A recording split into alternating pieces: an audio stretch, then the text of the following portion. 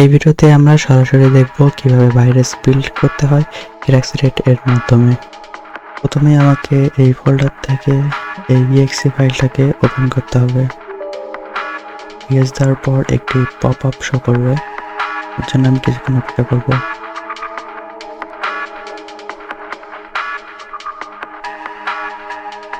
এরপর এখানে log in করতে হবে। আমরা লগ ইন করে নিলাম। লগ ইন করার পর এখানে এইরকম একটি ইন্টারফেস চলে আসবে। এটা হচ্ছে ড্যাশবোর্ড, এখান থেকে সব কিছু দেখা যাবে। আর এখানে হচ্ছে ক্লায়েন্ট আপনি যে কয়েকজনকে কানেকশন নেবেন তার লিস্ট এখানে দেখতে পারবেন। আর এখানে নোটিফিকেশন দেখতে পারবেন। আর এখানে সার্ভার, আপনি যদি অন্য কোনো পোর্ট অ্যাড করতে চান তাহলে এখানে পোর্ট নাম্বারটি দিয়ে প্লাস আইকনে ক্লিক করলে এটি অ্যাড হয়ে যাবে। এগুলোকে অন করে দেবো। তারপর এই পাশে যদি আসি তাহলে প্রথমেই বিল্ডার, তারপরে ইনজেক্টর, এখান থেকে কোনো অ্যাপসের ভিতরে ভাইরাস ইনজেক্ট করা যাবে। স্টুডিও থেকে অ্যাপসকে কম্পাইল করা যাবে। আর ড্রপার দিয়ে আপনার ভাইরাসকে আনডিটেক্টেবল করা যাবে। সেটিংসে আসলে এখানে সেটিংসে নর্মালি যা যা থাকে এখানে তাই আছে, এগুলো আপনারা দেখতে পারবেন।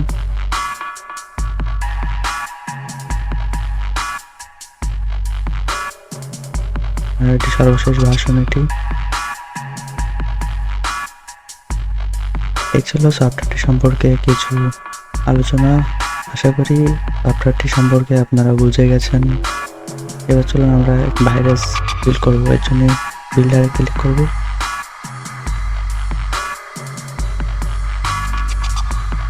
এখানে আইপির জায়গায় আপনার ডেস্কটপের আইপি অ্যাড্রেসটি এখানে দিতে হবে। নেটওয়ার্ক থেকে আমি আমার আইপি অ্যাড্রেসটি কপি করে নিচ্ছি এবং তা হোস্ট আইপির জায়গায় পেস্ট করে দিলাম। আর পোর্ট নাম্বারটা আপনি আপনাদের মতো দিতে পারেন, আমি ডিফল্ট রাখলাম। এখান থেকে আপনি কি ধরনের অ্যাপ বানাতে চান সেটি সিলেক্ট করতে পারবেন, like YouTube, mail, Google translator, wallpaper, app store, proxy. আবার আপনি চাইলে কাস্টম অ্যাপস তৈরি করতে পারবেন আপনার নিজস্ব মন মতো করে, নাম বা ওয়েবসাইট লিঙ্ক দিয়ে বানাতে পারবেন। এমনকি চাইলে আপনি হিডেন অ্যাপসও বানাতে পারবেন। এর জন্য হিডেন অ্যাপসে ক্লিক করে হিডেন অ্যাপসটি সিলেক্ট করবেন, তাহলে অ্যাপসটি ইনস্টল হওয়ার পর এটি হাইড হয়ে যাবে। যাই হোক, আমি সিম্পলি অ্যাপ স্টোর দিয়ে একটি ভাইরাস বানাচ্ছি। এই অ্যাপ স্টোর সিলেক্ট করলাম। এরপর টুলস থেকে এগুলো সবগুলোকে টিকমার্ক দিয়ে দিতে হবে।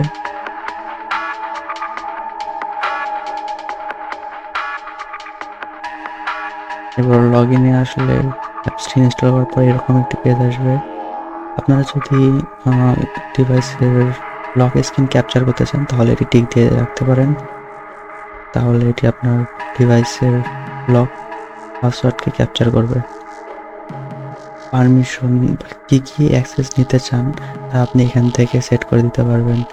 আপনি সিম্পলি যদি কোনো একটি নিতে চান তা সিলেক্ট করে প্লাস আইকনে ক্লিক করলে তা এখানে অ্যাড হয়ে যাবে, অথবা আপনি অল সিলেক্ট করে সবগুলো একসাথে নিয়ে আসতে পারেন।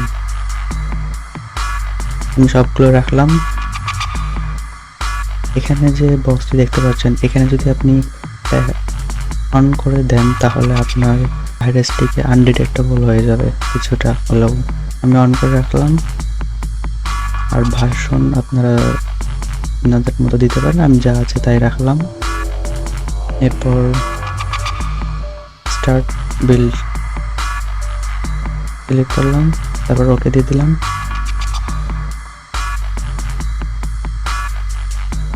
এরপর কিছুক্ষণ অপেক্ষা করব, এর মধ্যেই ভাইরাসটি তৈরি করা হয়ে যাবে।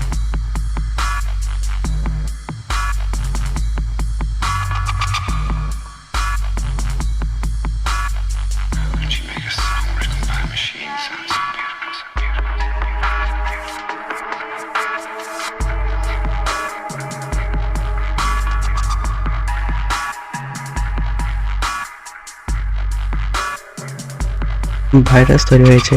এবার এই ভাইরাসটিকে আপনার ভিকটিমকে পাঠাতে হবে, তাহলেই হয়ে যাবে। যে কোনো একটি মাধ্যম ব্যবহার করে আপনি ডিভাইসে এই ভাইরাসটি পাঠাবেন। আমি মাধ্যম হিসাবে টেলিগ্রাম এর মাধ্যমে আমার ডিভাইসে এটি পাঠাচ্ছি।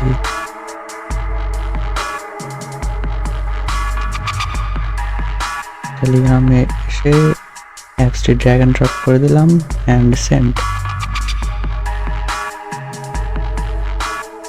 এরপর আমি চলে যাবো আমার অ্যান্ড্রয়েড ডিভাইসে।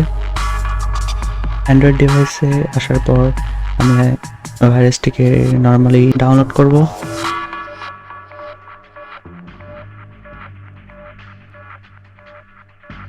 এরপর ইনস্টল করব, আবার ইনস্টল।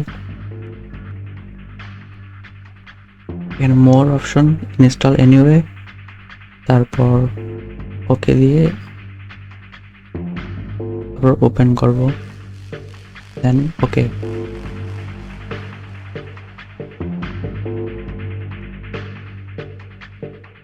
এখানে ইনেবল অ্যাক্সেসিবিলিটি অন করতে হবে, তাই ইনেবলে ক্লিক করলাম। অনেকের ক্ষেত্রে অ্যাক্সেসিবিলিটি থেকে এই অপশনটি উপরে থাকতে পারে অথবা নিচে থাকতে পারে, এখানেও থাকতে পারে আবার নিচেও থাকতে পারে। আমার ক্ষেত্রে এটি নিচে আছে, তাই আমি নিচে এসে এটিকে ইনেবল করে দিলাম। তারপর ভাইরাসটি অটোমেটিক্যালি সকল পারমিশন নিয়ে নেবে এবং এটি কানেকশন রিকোয়েস্ট পাঠাবে আমার এই অ্যাডমিন প্যানেলে।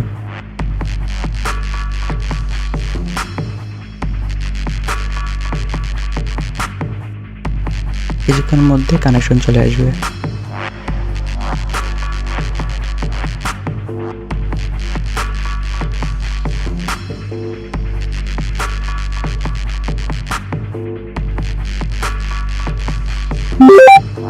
কানেকশন চলে এসেছে। এরপর থেকে আমি চাইলে ওই ডিভাইসটির সম্পূর্ণ কন্ট্রোল আমি এই অ্যাডমিন প্যানেল থেকে নিয়ে নিতে পারি। এগুলো প্র্যাকটিক্যাল ভিডিও দেখবো আমরা পরের ভিডিওতে। এই ভিডিওতে শুধু আমরা দেখেছি কিভাবে ভাইরাস বিল্ড করবেন ও তা ইনস্টল করবেন, ও নেক্সট ভিডিওতে আমরা প্র্যাকটিক্যালি দেখব ভাইরাসটি ইনস্টল করার পর আপনার ডিভাইসের কী কী অ্যাক্সেস নিতে পারি।